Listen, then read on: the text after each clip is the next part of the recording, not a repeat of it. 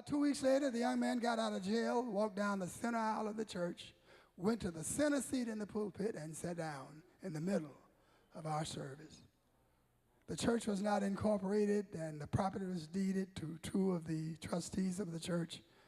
We had a lot of work to do to free up the church and to get the church legal and to let the church own its own property as a corporation, and began to labor and work. And I decided I'd have an installation service and invite some of my friends, and especially my father's church, down to be involved in the installation service. And I gave all the installation money to the church and recommended that we were going to, it was $1,600. And I said, why don't we take this money and paint the church? The church had never fully been painted since it had been constructed.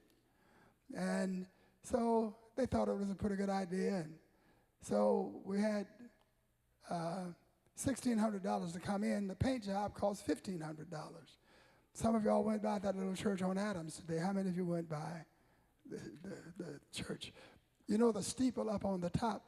I had two painters, and neither of them would paint the steeple, and so I had to climb up on the top and paint it myself. But we made $1,600. The paint job cost $1,500.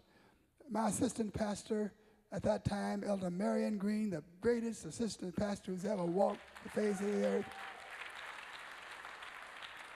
who incidentally was one of the 7 men who stood against the bishop.